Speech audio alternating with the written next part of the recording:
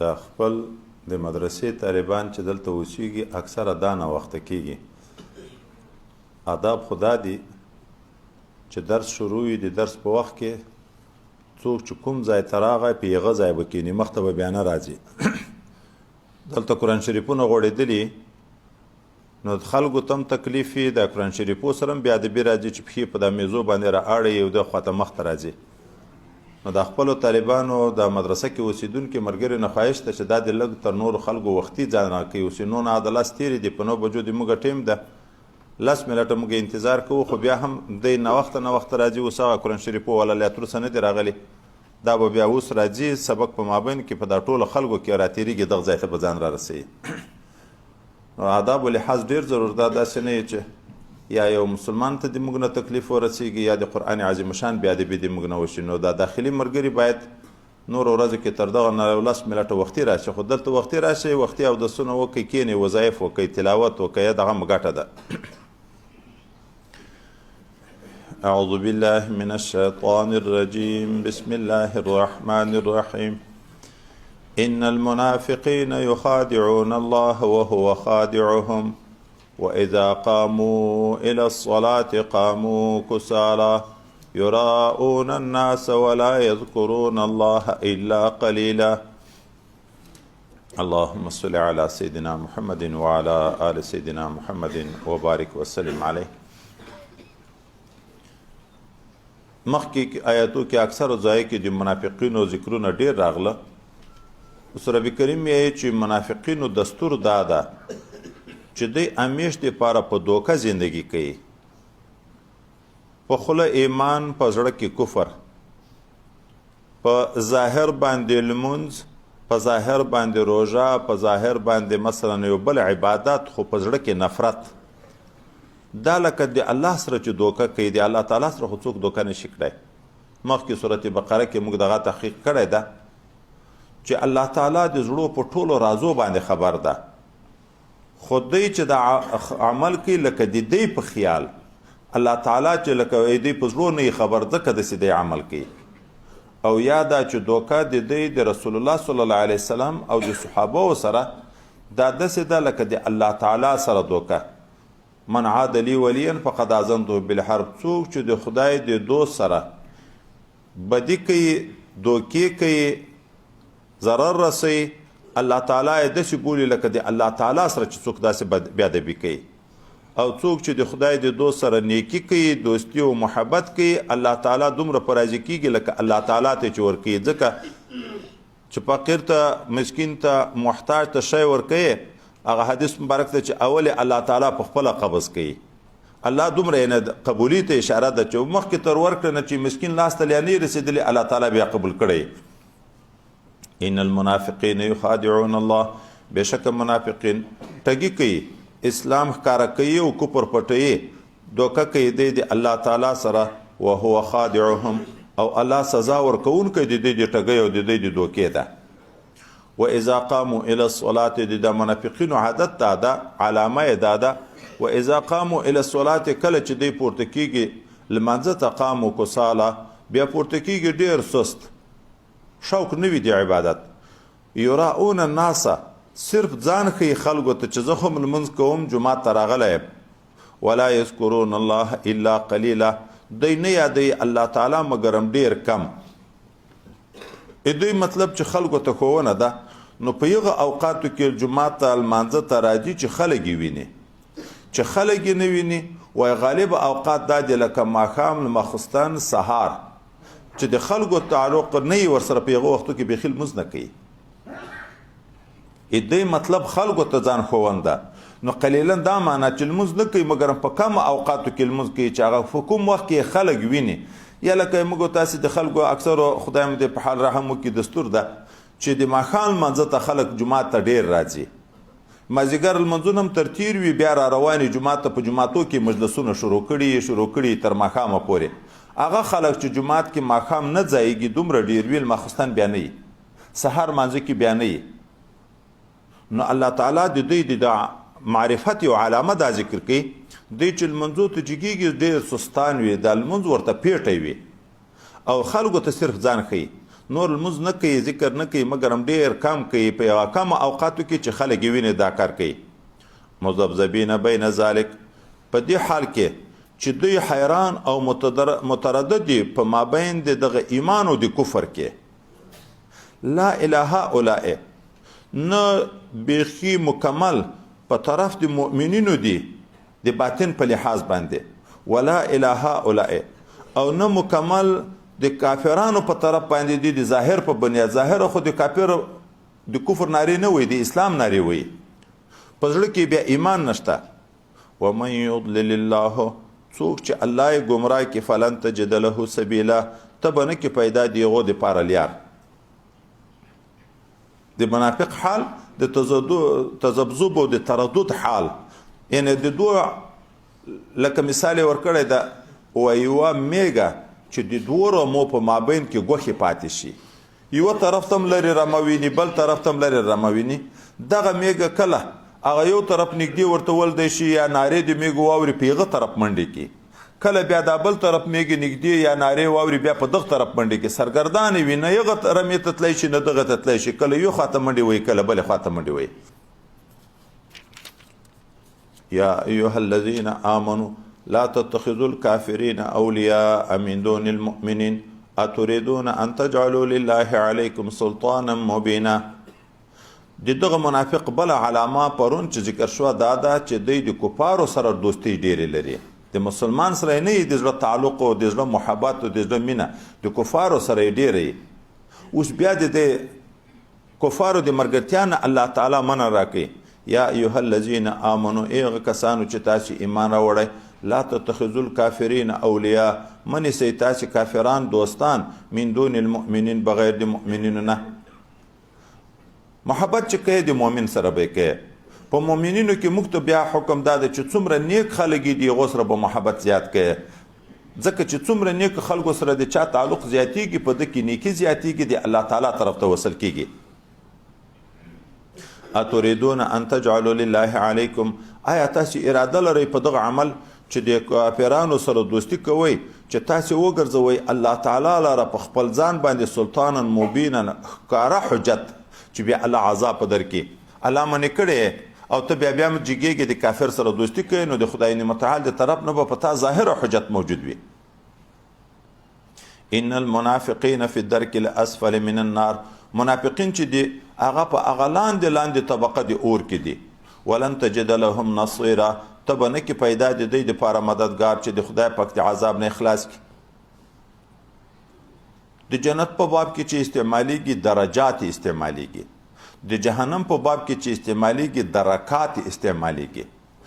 لکه د مځکې د سر نه د جنت مقامات پورته شروع کیږي او د جهنم سلسله د مځکې د سر نه لاندې طرف ته شروع کیږي په دغه جهنم کې هغه د لاندې طبقه چې ده هغه د منافقینو ده تر ټولو نه هغه سخت عذاب چې ده د منافقینو ده منافق هم کافر ده او مشرک هم کافر ده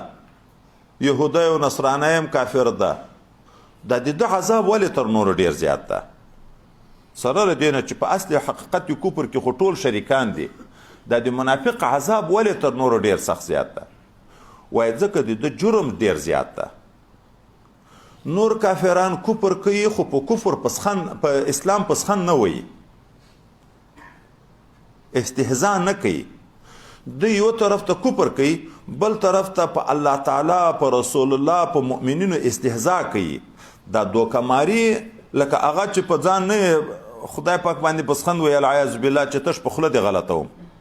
رسول الله باندې پسخند وي چې تش په خوله دی غلطوم مؤمنانو باندې پسخند وي چې تش په خوله مو غلطوم په زړه کې ایمان نشته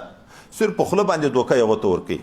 وایي د دې یو طرف ته کفر ده بل طرف ته په دې کې استهزاء د سپکاوی ده نو د دغې وجې نه د دې عذاب ډېر سخته تر نسبت سره نورو کافرانو ته ان المنافقین فی درک الاسفل من النار ولن تجد لهم نصیرا ته به نه کې پیدا د دې دپاره مددګار چې د خدای پاک د عذاب نه اخلاص کړي بیرته الله تعالی استثناء کوي رحیم ذات هغه کریم ذات د توبې دروازه خلاصه ده که مشرک د شرک نه توبه وباسي ایمان قبلوي که منافق د منافقت نه په اخلاص توبه وباسي په سړي معنی ایمان راوړي ایمان قبلی، که ریاکار د ریاکاري نه توبه وباسي عمل قبلی. هر څوک چې توبه وباسي په ژوند کې وباسي د اختیار په حال کې وباسي الله یې توبه قبلی. خو د ذلقدن په وخت کې د غرغرې په حال کې چې کله د خدای په قهر و غضب ورته راشي ملائکه د عذاب وویني په دغه وخت کې چې بیا ایمان راوړي بیا ایمان نه قبلیږي. الا الذين تابوا واصلحوا مگر هم هغه کسان چې توبه یې وایسته د منافقت نه واصلحوا اصلاح د خپل عمل وکړه واعتصموا بالله او منګولې ولګولې په دین د الله واخلصوا دینهم لله او خالص کو دین خپل د ریاکاری او د ښوونې نه خاص د الله د رضا دپاره. په عمل کې مخلص شو. دغه ځای چې اخلاص څه شي ته ویلی کېږي حضرت عیسی علیه نبینا علیه صلات وسلام نه وایي حواریینو پوښتنه وکړه چې ایمان کې د اخلاص مطالبه ده په اعمالو کې د اخلاص مطالبه ده د اخلاص څه شي ته ویي حضرت عیسی علیه نبینا علیه السلام جواب کې ورته ویي اخلاص دغته ویي چې عمل خاص د خدای پاک د رضا دپاره وکړې بیا چې په دغه عمل څوک د تا صفت کوي ته په خفه کېږي دا نه خوښوي چې د ما د صفت څوک وکړي په دغه باندې دومره اندازه عمل پټ پاتې شي چې څوک د تا په نیک عمل وم نه غږیږي. اوس دغه ځای ډېر مشکل ده.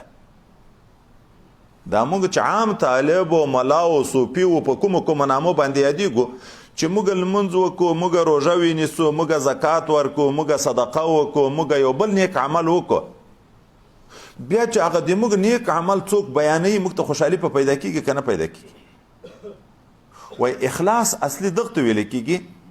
چې عمل وم کې د خدای پاک د رضا دپاره خو پریم دی د خدای د رضا دپاره بیا په دغه نه خوشحاله کېږي چې خلک مې صفت وکړي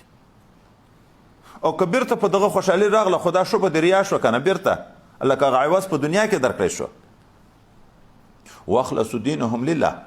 فاولئک مع المؤمنین نو دغه خلک چې دي دا به د مؤمنینو سره یو ځای وي. حتی دا اوس ډېره پیښېږي دا موږ علماو طبقه کې ډېره پیښېږي تقریر چې وایي څوک وکړي بیا چې د خپل تقریر پوښتنه د شانه کې په خلکو کې چانه چې څنګه تقریر مې وکړو دا هم دلیل د ریا ده. تقریر یې وکړو بیا د خپل تقریر پوښتنه کې چې ما څنګه تقریر وکړو چې هغه یې صفت وکړي چې ډېر ښه تقریر دې وکړو دا عین وایي بیا ریا ده. نو اخلاص الله غواړي په هر عمل کې اخلاص غواړي که تقریر څوک کوي که د درس و تدریس څوک کار کوي که یو بل څوک کار کوي چې هغه وکړي بیا هغه شی داسې پټ وساتي چې حتی په ښکاره کولو یې خفه شي چې په ښکاره کولو یې خفه شي په خوشحاله نه شي. وسوف یؤتي الله المؤمنین اجرا عظیما زر د چې وربکي الله تعالی مؤمنینو ته اجر ډېر لوی. ما یفعل الله بعذابکم څه به وکړي الله تعالی په عذاب د تاسې باندې ان شکرتم که تاسې شکر د الله تعالی د نعمتو یست و امنتم ایمان مراوړ یعنی دا معنی الله تعالی به نو ولې عذاب درکوي. ما یفعل الله څه کوي الله تعالی یعنی ولې به عذاب درکوي که تاسې شاکر بندگان شوئ د الله تعالی باندې ایمان راوړ د نعمتو مو شکر یسته بیا رب کریم عذاب ولې درکوي. العیاذ بالله الله تعالی خو داسې نه ده لکه د دنیا ظالمان چې په خپل ظلم خوند اخلي د خپل ظلم باندې خوند اخلي د کې خو د ظلم اراده بالکل نشته ظالم خو نه ده د ظلم بالکل اراده نشته. دغه وجه نه خو بار موږ تاسې اورو شپېته کاله اتیا کاله په کوپر کې څوک تیر کې چې د هر ساعت د عذاب استحقاق شته چې په عذاب خدای پاک په نازل کړي لیکن شپېته کاله اتیا کاله نه بعد ایمان راوړ 15 منټه په اسلام کې وخت تیر کو بیا مړ شو د شپېتو اتیا کالو کوپر ټول ورته معاف کوي. نو الله تعالی د تاسې په عذاب څه کوي ولې به عذاب درکوي که تاسې د الله د نعمتو شکرګزار او په الله ایمان راوړ. وکان الله شاکرا علیما الله تعالی شکر قبلونکی او ډیر ښه عالم ده. موږ نه شکر غواړي الله شکر قدردان ده شکر د خلکو قبلوي بیا موږ نه غواړي خدای هم ضایع کوي نه دا چې الله په موږ نعمت کړی موږ شکر نه کوو ادا دا ضایع شو موږ چې د الله د نعمت شکر وباسي چې الله یې قبول نه کړي بیا دا نعمت د عمل ضایع شو الله قدردان ده شکر د چا نه ضایع کوي ان وکان الله شاکرا علیما الله قبلونکی د شکر ده او ټول ښه عالم ده په ټولو شیانو باندې د چا په پټ زړه په نیت باندې هم خبر ده چې تا په دغه عمل کې اخلاص ده که ریا ده لا يحب الله الجهر بالسوء من القول الا من ظلم وكان الله سميعا عليما لا يحب الله الجهر نخوخي الله تعالی ښکاره ویل بسوء من القول په بدو خبرو سره لکه چې نه یې خوښوي په پټو ویلو سره دا بل جانب هم نه خدای پاک بد ویل په پټه خوښوي چې څوک شا پسې شا په چاپ سې لګیایي نه یې په ښکاره خوښوي چې په ښکاره یو چا توهین څوک کوي الا من ظلمه مګر هم هغه څوک که دی مظلوم وي په ده ظلم شوی وي او دی د خپل انتقام په انداز باندې دیم جهر بالسوء وکي اسانه تعبیر اول ده څوک کنځا درته وکي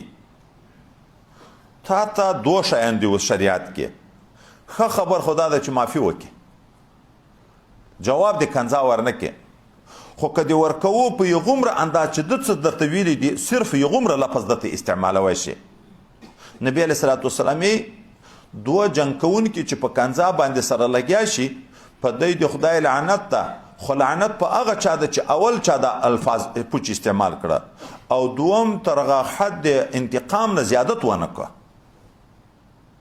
موږ پښتانه خو چې تا د پلار ابل ورته تا تر هغه و پیړۍ پورې تا تر هغه غور نیکه پورې کمزوري خو څوک نه خوښوي په کنځاو کې اوس نو که چا پوچ درته وویلې تا صرف دفاعي الفاظ استعمال کړه بیا په دغه د خدای پاک نه نیسي فمن اعتدى علیکم فاعتدوا علیهم بمثل ما اعتدى علیکم جزاء سیئة سیئة مثلها خو که ما فکر ډیره ښه خبره ده یا د کنځاو الفاظو کې وایي که څوک اظهار وکړي په اندازه د انتقام خپل باندې بیا الله تعالی د دغه انسان نه انتقام نه اخلي ظلم نه خو الله خو ظالم نه ده د خپل حق وغوښت خپل حق حاصل کړ دومه معنا دا ده یو چا باندې چا ظلم وکړه دغه سړی لاړ یو چا ته ژړا کوي اوس دغه بدي ښکاره کوي پلانکي د ما سره دا ظلم وکړه د ما دا حق اوس ګورې دغه حال ښکاره کړو که نه کړه خو دغه د غیبت په شکل باندې نه ده د خپل حق د اصول په خاطر باندې ورغه یا حکومت ته عریضه کوي د حال وی چې پلانکي د ما سره دا ظلم کړی یا یو قومي ملک ته مشر ته ورځي یا یو عالم ته ورځي یا یو چا ته ورځي د دغه خبرې اظهار ورته کوي چې د ما سره پلانکي داسې ظلم کړی په دغه باندې بیا خدای پاک نه نیسي لا يحب الله الجهر بالسوء من القول بد خبر الله نه خوښوي په ښکاره لکه په پټه یم چې نه خوښوي خو الا من ظلمه که په چا ظلم کړی شوی و او د دغه خپل ظلم په انداز باندې تظلم اظهار د ظلم وکړه چې پلانکي د ما سره دا کړي دي یا هغه کنځا ورته وکړه دوی جواب ور وګرځوه بیا الله تعالی دا سړی نه نیسي وکان الله سميعا عليما بشک الله تعالی اوریدونکی د ټولو خبره ده او عالم د په ټولو پټو په ښکاره باندې نو چې اوریدونکی د ټولو خبره ده چې چا خبر وکړه اول جنایت یغه ده دا بل چې په یغه انداز خبر وکړه الله تعالی دا مو اوریده چې دا انصاف د په خپل انداز خپل حق غوښتن انصاف ده د خپل حق نه تیریدن احسان ده موږ ته خو دواړه شریعت ښوولي دي اگر که ترغیب عافیه طرف ته ده ترغیب دغه ده چې معافی که خو که اخلي خپل انتقام اخیسته شي ان تبدو خيرا او تخفوه او تعفو عن سوء فإن الله كان عفوا قديرا ان تبدو خيرا که تاسو یو نیکی طاعت په ښکاره کوئ او تخفوه او که پټوئ دا خیر په پټه یې ورکوئ چې څوک هیڅوک نشي در باندې خبر دوه او تعفو عن سوء یا چا د ظلم نه ته معافي کوې درې سره ډېر ښه اعمال دي که په ښکاره باندې د خیر کار کویم چې ریا نه وي پکې، که پټې کې هم دواړو باندې الله علم لري، الله ثواب درکوي. خو په نفلي اعمالو کې پټول دا ډیر بهتر دی. وایي دغه یا خو د خیر نه د نیکۍ د کار نه صدقه مراد ده. ان تبدو صدقات فنعما هي لك، هغه آیات چې وایي ده دلته که په ښکاره صدقه وکړم خیر ده، که پټې کې هم خیر ده، خو د پټې ثواب د صدقې په ښکاره صدقه باندې 1 په 80 زیات ده، ځکه ریا نشته پکې. خو دا خبره مې مخکې هم کړې وه چې دا د صدقې حکم ده، د زکات نه. په زکات کې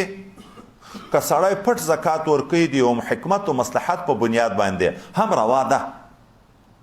کله څوک په یو محله کې مسافر د بل وطن پروت ده، په دغه ډارېږي که د دنیا خلکو ته ښکاره شي بیا غله ورځي کور یې ماتوي. وایي په دغه نیت زکات ورکوي خو پټ یې ورکوي چې ما دنیا چاته نشي ښکاره، هم جایز ده، ممانعت نشته.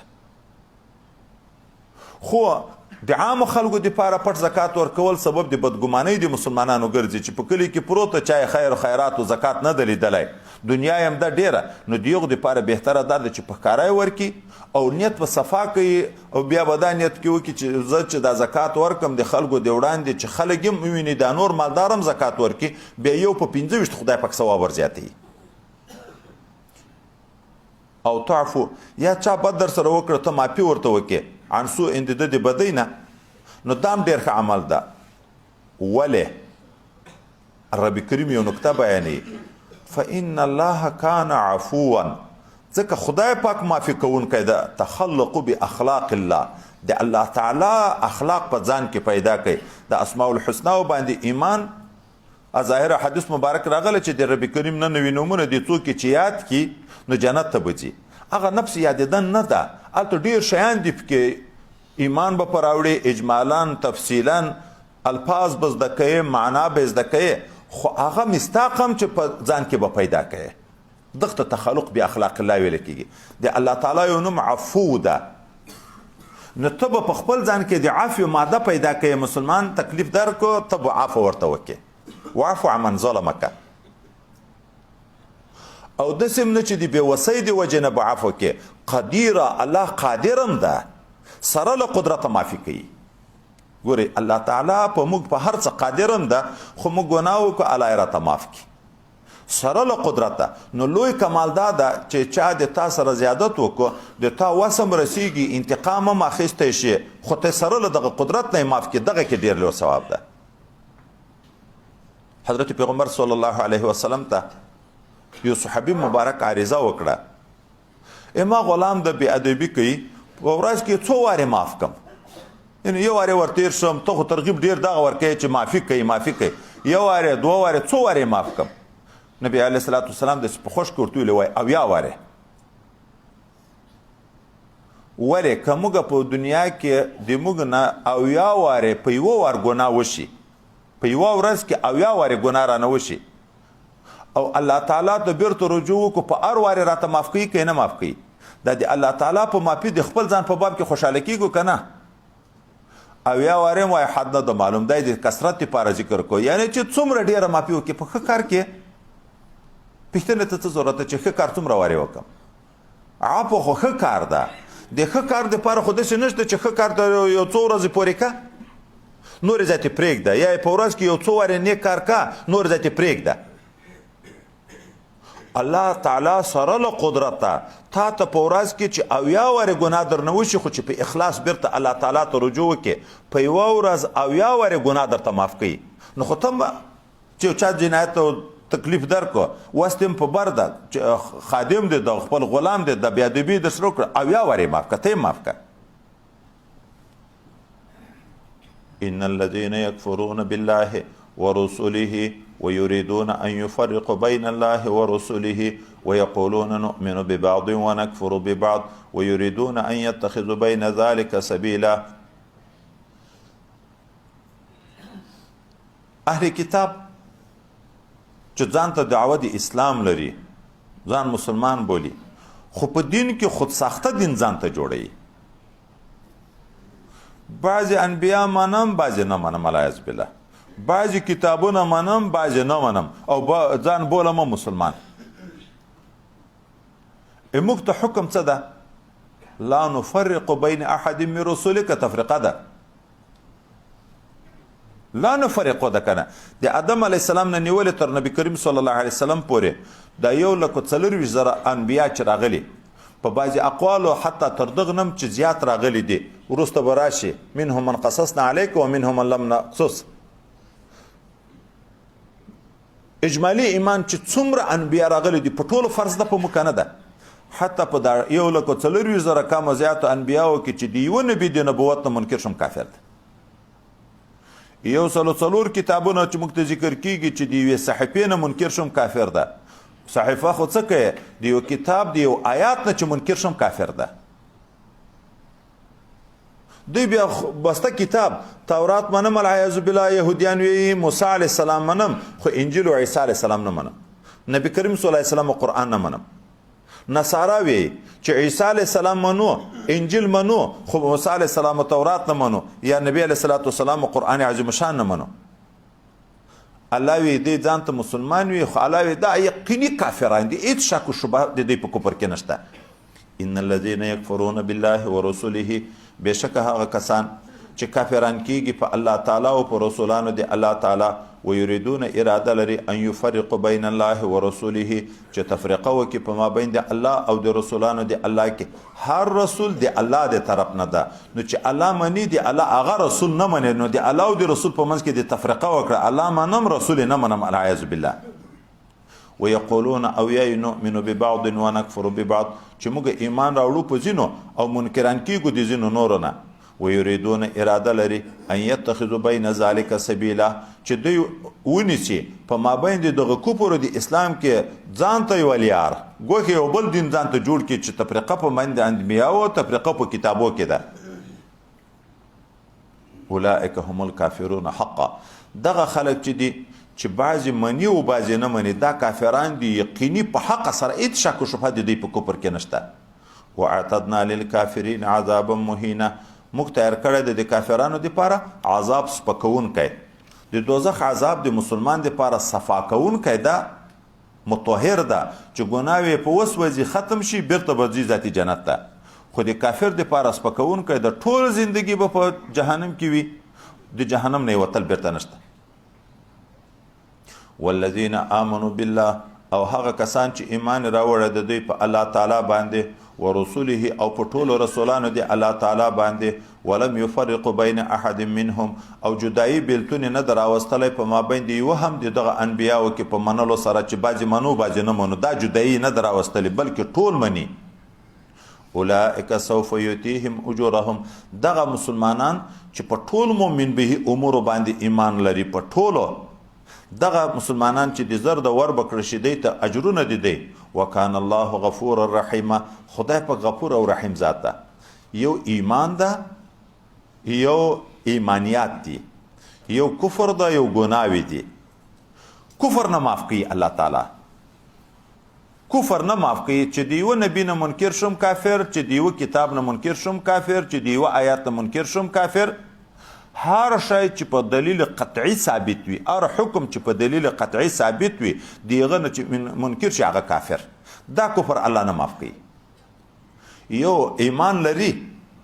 امنت بالله باندې په ټولو اجزاو په کامله طریقه ایمان لري، خو بیا هم انسان د ګناه تر وشوه، دغه الله د یو دپاره امید زیر ورکوي. الله غفور رحیم ده،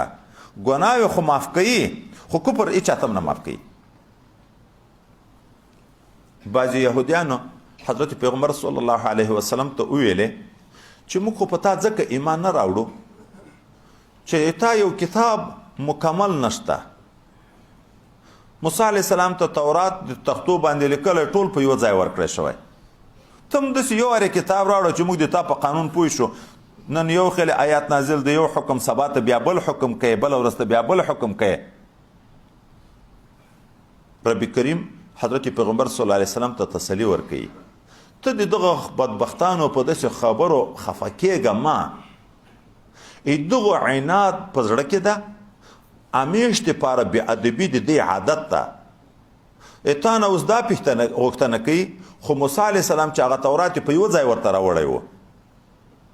دیغه نه تر دغه نه غټه غوښتنه بیا کړه چې موږ د خدای پاک په سترګو د ځان راښکاره کړي چې موږ ته خدای پاک راوښیه چې الله تعالی دې موږ سره په دنیا کې په ښکاره را سره وغږېږي چې ته د ما نبي او دا تورات د ما کتاب ده. پس دغه نبي بیا ومنو. نو د موسی علیه السلام نه دومره غټې غټې غوښتنې کولې، هغه صبر کوه، تم صبر کوه. یسألک اهل الکتاب، سوال کوي د تا نه ای نبی کریم صلی الله علیه وسلم دا یهودیان، ان تنزل علیهم کتابا من السماء، چې نازل کړې ته په دوی باندې یو کتاب له طرفه د اسمان نه په یوه ځای لکه تورات چې په یوه ځای نازل ده. الله تعالی فقط سألو موسی ته مخه پکېږه، دغه خلکو غوښتنه کړې وه د موسی علیه السلام نه اکبر من ذلک، تر دغه نه هم د غټې خبرې غوښتنه کړې وه. څه یې ویلي وو؟ فقالو وی ویل موسی علیه السلام ته ارنا الله جهرة، موږ ته راووینه الله تعالی په ښکاره چې په سترګو یې ووینو په دنیا کې موږ سره خبرې وکړي. د الله تعالی لیدل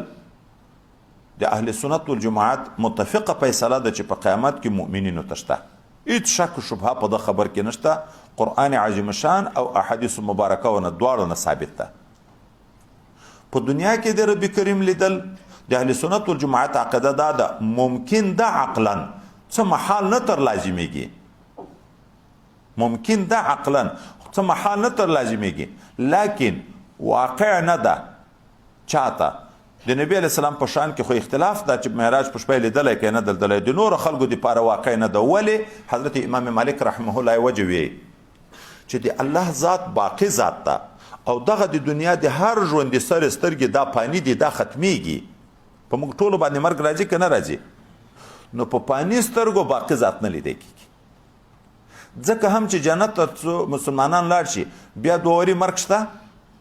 نو په دوی کې بقا راغله، چې په دوی کې بقا راغله بیا د باقی ذات قوت کې پیدا شو، استعداد پیدا شو، بیا د باقی ذات دیدار بیا کړی شي، نو ځکه په قیامت کې دیدار شته.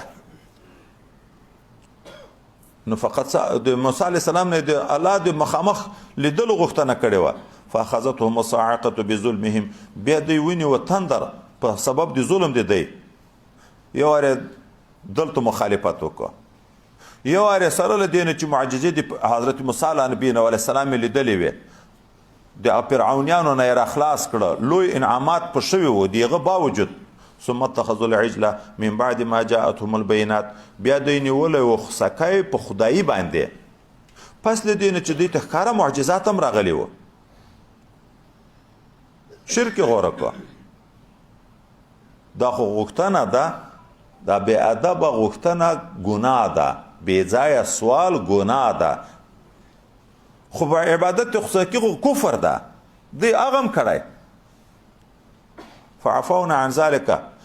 دغه خصوصي د عبادت نه مې علاوه عفو ورته وکړه چې هغه توبې ته رجوع وکړه. حضرت موسی علیه نبینا علیه الصلاة والسلام ورته وویل چې ځانونه به قتل کوئ په مابین کې. د څو کسانو قتل خو راغی، د نورو په باب کې د موسی علیه السلام او د هارون علیه السلام ژړا خدای په قبول کړه، الله معاف کړه. واتینا موسی، ورکړی و موږ موسی علیه السلام ته سلطانا مبینا، غلبه ښکاره تسلط موږ ورکړی و. څنګه چې ورته ویلې ځانونه مړه کوئ، اوس مخالفت ذاتي نه شوی کړی. چې ورته وویلې چې ځانونه مړه کوه، بعضې جګ شو، زوی به کافر شوی و، بت خصوصي ته به عبادت کړی و، پلار به نه و کافر، پلار به توره واخیسته زوی به ویه،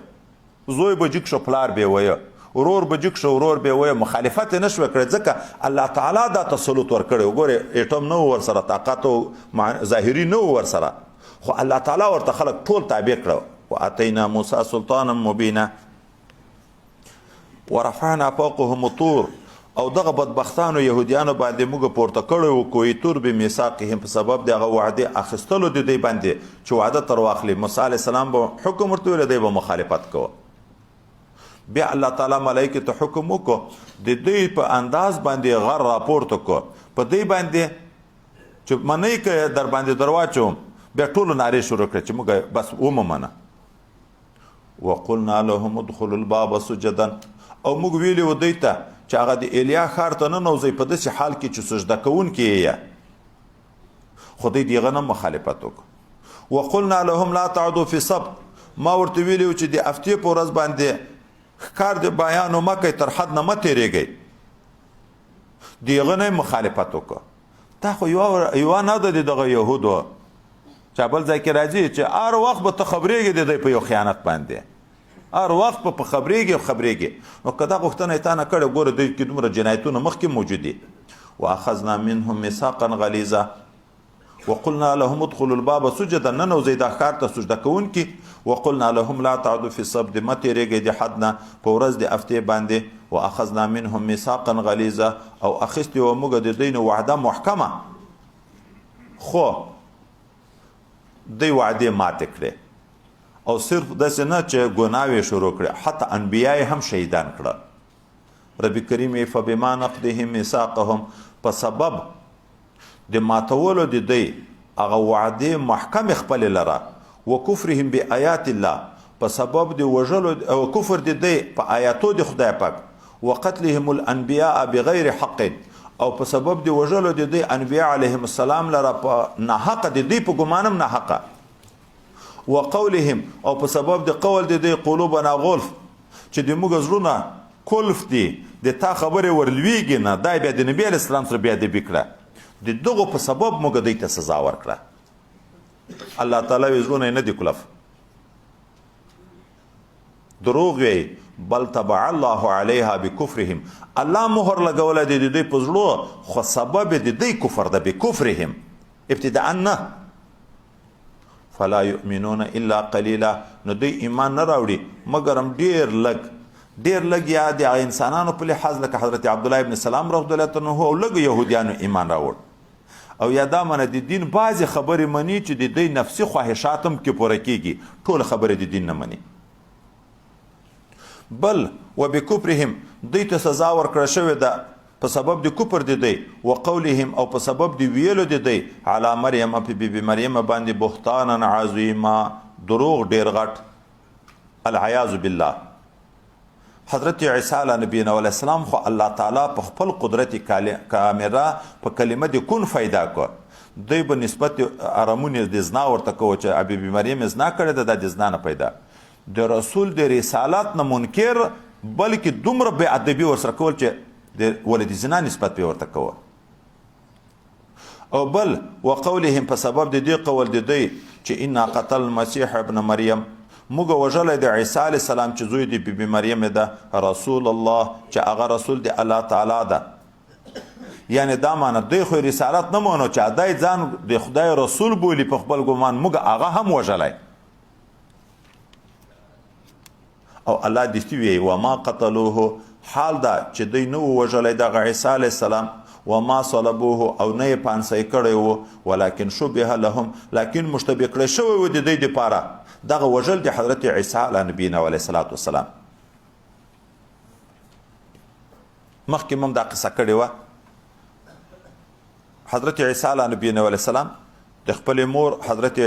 بیبي مریم علیه السلام سره را روان ده چې د یهود بدبختانو یو ډله ناسته ده ویلې چې ویلې ده وایي وګورئ العیاذ بالله دغه جادوګر ته د جادوګرې زوی ته دواړه جادوګر دي عیسی علیه السلام دا خبر واورېده د دوی په باب کې ښېرا وکړه خدای په خنجرانو بیزوګیان تر جوړ کړه نور یهود چې په دغه حال پوه شوه چې دا خو به سبا یې موږ ته هم ښېراوې کړي در دوی چې مړې کړو نو دوی خپل ملګری د تیتانوس په نامه باندې هغه حضرت عیسی علیه السلام چې په کوم ځای کې اوسېدو یغ ځای ته یې ورولېږه حکم دا و چې اینن یې ورننوتې چې وستې پر شو مړې که چې درنه خلاص نه شي که نه یې موږ ته به حال راکړي چې دی ورغی د مرګ په نیت باندې الله تعالی خو حضرت عیسی علیه نبینا علیه السلام د جبرائیل علیه السلام په واسطه پورته کړو اسمانو ته د حضرت عیسی علیه السلام د مخ رنګ دغه د جاسوس رنګ ته ور واغوستی شو اینن عیسی علیه السلام نه کو پیدا چې بیرته دی راووت دیس کې ویل چې عیسی علیه السلام راووت ځکه مخ یې د هغه په شکل و دستي یې قتل کو بیا یې پانسی کو نو دوی ویل چې عیسی علیه السلام قتل کو خو بیرته به شکمن شو چې موږ ملګری څه شو کله به په دغه لحاظ شکمن شو چې ظاهره مخ خو یې د عیسی علیه السلام ده خو نور بدن کالای هر شی ده خو یې د موږ د ملګري دي الله تعالی وی دا ټول جنایتونه د دوی چې دوی کړي دي وان الذين اختلفوا فيه بشک هغه خلک چې اختلاف کوي په حق د حضرت عیسی علیه السلام کې لفی شک منه هغه په تحقیق سره په شک کې دي دغه وژلو د حضرت عیسی علیه نبینا علیه الصلاۃ والسلام نه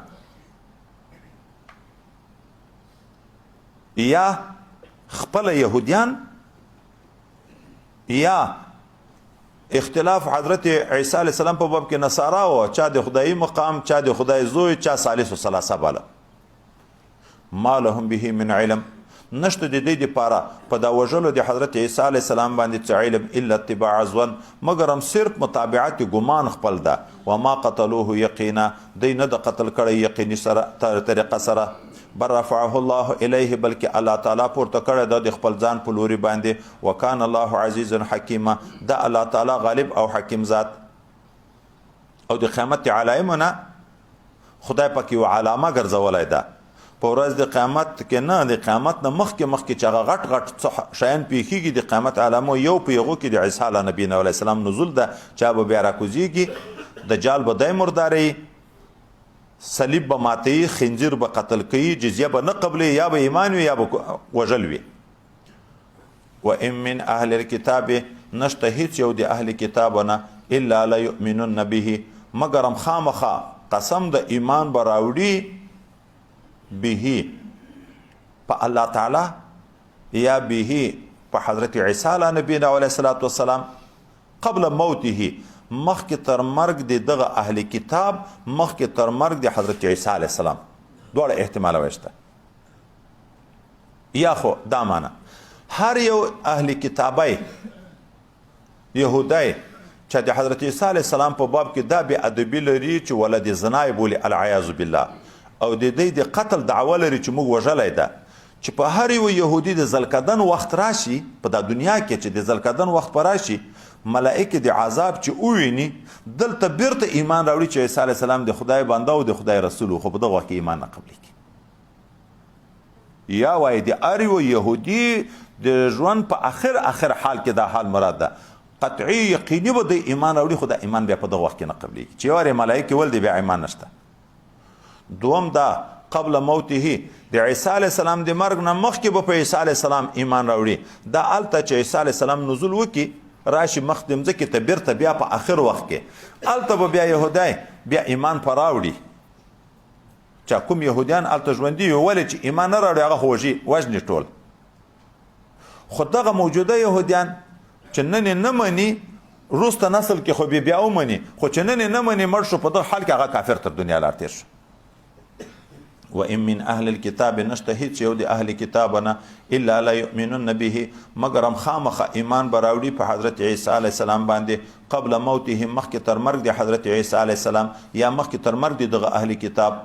ويوم القيامه يكون عليهم شهيدا او په ورځ د قیامت باندې به دغه حضرت عیسی علیه السلام او دغه يهوديان او نصارا په دغه باندې شاهد وي په دواړو ډلو باندې وای شهیدی به پورکی په يهوديانو په داسې عنوان چې دغه خدای پاک زه نه منلم د ما د رسالت نه انکار کوه په نصاراو به شهیدی ورکوي چې دغه بیا د ما په حق کې دا بیا ادبي کوله چې د عبدیت نه وایستم ابن الله راته ویل چې دا د خدای زوی ده په دواړو ډله به دی شهید وي او جهنم ته به دی ځي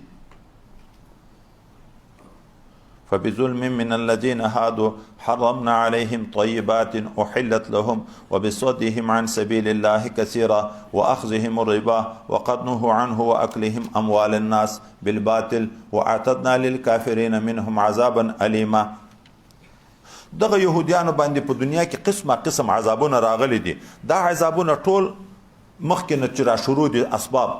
اوچ پوچ نه دي راغلي وعده ما تکړه علی عذاب ور کړی د میثاق انبیاء شهیدان کړي دي دغه وجنه الله دوی ته سزا ور کړی ده کفر کړی د عیسی علی السلام نه د منلې بهتان کړی دي دغه وجنه خدای پاک دوی ته عذاب ور کړی ده د حضرت عیسی علی نبی علیه الصلاۃ والسلام په باب کې د قتل دعوه لري دغه باندې عذاب دنیای عذابونه قسم په دې باندې راغلي خو ورسره نور عذابونه الله ذکر کوي چې د رزق تنګي ده دغه يهوديانو چې د خدای پاک د حکم نه بخلاف وکړه رب کریم به په دنیا کې حکم نازل کو هغه حلال شی به پیدا حرام وګرځوه دا په دنیا کې د رزق تنګي حلال شی په دې حرام ګرځول دا د دوی د ګناه سزا وه. په دغه امت کې چې د پیغمبر علیه الصلاة والسلام امت ته وایي د ګناه د وجې نه خو حلال شی حرام نه ګرځي، لیکن دا اثر به دلته پیدا کېږي چې د رزق تنګي به وي. هلته په دغه عنوان باندې حلال به په حرام کړه خو رزق تنګ شو. دلته به قحطۍ په مسلط کوي، قحطۍ به په مسلط کوي، نرخونه به جګېږي. دغه د ګناه وجه ده. حرمت خو نه راځي، شی خو حرام نه ګرځي، خو ورکېږي به، تنګي به د رزق خدای پاک په دغه خلکو باندې راولي. فبظلم من الذين هادوا، په سبب د ظلم د هغه خلکو چې یهودیان دي، حرمنا ما حرام کړي و علیهم په دوی باندې طیبات پاک شیان احلت لهم چې دوی ته حلال و خو د دوی د وجه نه د ګناهو د وجه نه حرام شو. لکه پسه کې، غویي کې، په ورنو کې، په پښتیو پورې غوښه ده. دغه غوښه سره وازده شریکه ده، دغه وازده به په حرامه کړه. اوس د غوښې د منځ نه وازده جدا کول هغه اسانه چې جدا کیږي، لکه د کلمو نه چې جدا کیږي، هغه نه و په حرامه کړي. لم د پسه چې په اډو کې پورې نښته یې ډور وازده نوره جلایي، هغه نه و په حرامه کړي. دا د غوښې سره میکس وازده. دغه شان د یو نوک شی لکه اوښ چې ګوتې نه لري، یو نوک لري، دا یې په دې باندې حرام کړی. شودې د هغو په حرامه کړی. دا ټوله د دوی د ګناهو سزا وه. وبصدهم عن سبیل الله کثیره، او بل په سبب د منې کولو د دوی د الله د لارې نه ډېر خلک چې د خدای د دین نه اړی دي، دغه وجې نه موږ په دوی باندې حلال شیان حرام کړي وو. بل واخذهم الربا، په سبب د خوړلو د دوی د سودخوري یې ډېره کړه. او حال دا وقد نهوا عنه، دوی منې شوي وو د دغه سود نه. سود په ټولو دینو کې حرام، یهودو ته هم حرام، نصاراو ته هم حرام، دغه امت ته هم حرام. او د سود مخکې موږ تاسې تفصیلي خبرې کړې وې. یمحق الله ربا، هغه ځای کې مې د ربا خبرې کړې وې. دغه سود حرام ده او دومره لوی جرم ده چې 1 روپۍ د سود څوک وخوري، لکه یو روایت کې راځي 15 وارې چې زنا وکړي، او یو قول کې راځي 1 روپۍ د سود چې څوک وخوري، لکه حرم شریف کې چې د خپل مور سره 80 وارې زنا وکړي. هغه غوښه چې په دغه حرامو شنه شوه، دا به په اور د جهنم باندې سوځي. دغه 1 روپۍ د حرامه چې چا وخوړه، 40 شپې عبادات، لمونځ، دعا، روژه، یو عبادت نه قبلیږي. وقد نهوا عنه واکلهم اموال الناس، او په سبب د خوړلو د دوی مالو د خلکو لره چې ظلمونه به کړه بالباطل، په باطله طریقه دي، دغه وجه نه موږ حلال شیان په دې حرام کړه، سزا مو ورکړه. واعتدنا للكافرین منهم، موږ تیار کړی د کافرانو د دوی ته عذابا الیما، عذاب ډیر دردناک چې عذاب د جهنم ده. هو مخکې مو ویلې چې ټول یهود هم داسې نه دي، بعضې خو پکې نیک شو مسلمان. دلته بیا الله هغه د ښو یهودیانو استثنا کوي. لکن الراسخون فی العلم منهم، لیکن هغه کسان چې پاخه دي په علم کې د دوی د جملې نه. دا مخکې ورځو کې مفتي ممتاز احمد صاحب دلته راغلی و د کراچۍ، یغم یو عجبه خبر دا وکړه چې اصل ډیر په کار دا ده چې سړی په علم کې ځان پوخ کړي، راسخ شي. لویه خبر دغه ده چې نن سبا اکثره ملایان اوړي را اوړي، کله په یو ډله کې کله په بله کې عقیدې سره هغه ځکه رسوخ په علم نشته. یهود چې د چا رسوخ په علم کې نه و، هغه به د بل پر لمسون دستي اوښته. خو چې څوک په علم کې پاخه و، تورات په صحیح طریقه زده و، بیا په تورات کې ذات لاسوینه نه وې کړې چې څنګه پیغمبر علیه الصلاة والسلام ولید حق وپېژنده چې ښه علم د سړي سره وي. علم چراغ ده، تور او شپه نه ده. ښه او بد، روا او ناروا سړي ته په معلومیږي.